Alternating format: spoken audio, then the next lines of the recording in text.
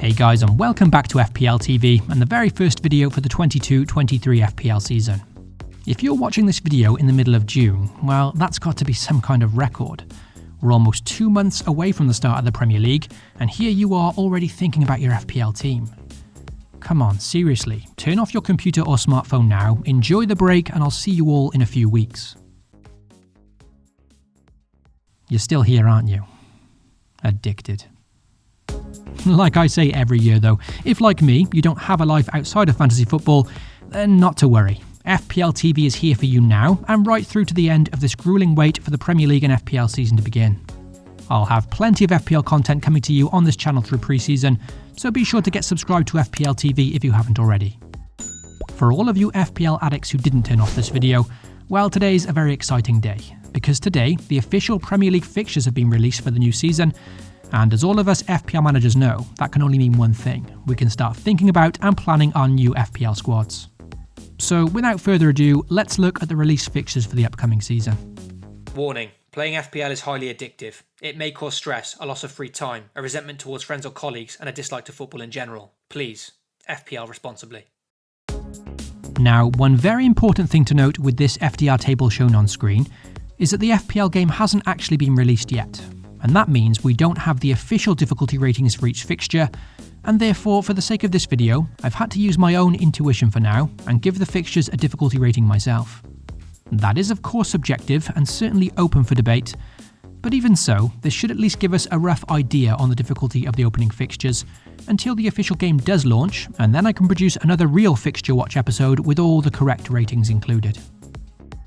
Also, if you prefer to look at the full FDR table image yourself, without having to listen to my blabbing voice over the top of it, then head down to the description box below this video, and I'll leave a link to the image which you can then download and study for yourself instead.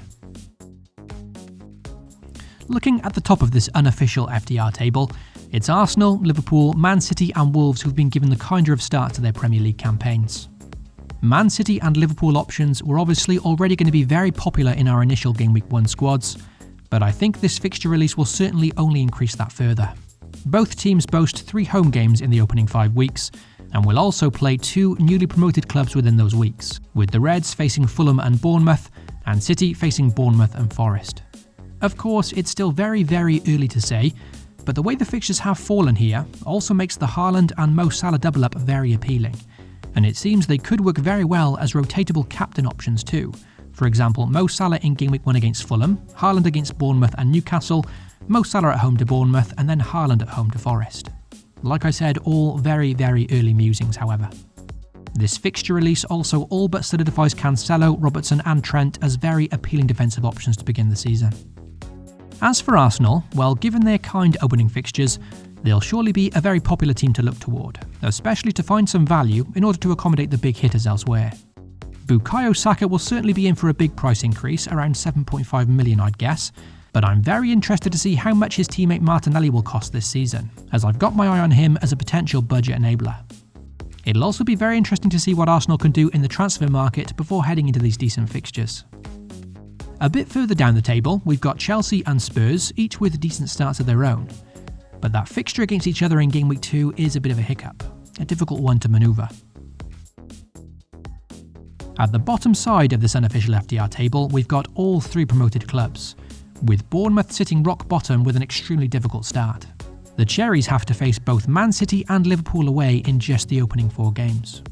Bournemouth kept the most clean sheets of any team in the Championship last season with 21, and their young goalkeeper Travers was certainly someone on my radar. But given this very difficult start, he may not be quite as appealing now, though at least some save points could be in the bag. Crystal Palace also have a very difficult start to their campaign, with the likes of Zaha, Eze and Elise all potential differentials, but much like Bournemouth, they have to face Liverpool and Man City away in just their opening 4 games.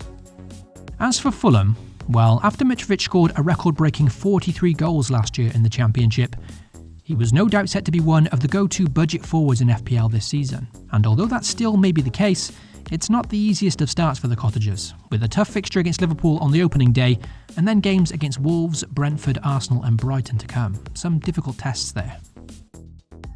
So that's a very quick first look at the fixture release, And as mentioned, you can head down to the description box below this video, where I'll leave a link to the full FDR image, and you can download it and study it for yourself. I can't go into the specifics of each team at the moment, like I usually do in the Fixture Watch videos, and that's because the game isn't launched yet, and therefore we don't have ownerships, positions or prices, so this is simply a very quick rundown of the fixture release. Once the game does launch though, I'll update all the official FDR ratings, and I'll produce a more in-depth Fixture Watch video, with the correct ratings, player prices, ownerships, etc. If you enjoyed this video, don't forget to get subscribed if you haven't already. There's plenty of pre-season content coming your way on FPL TV once the game gets launched.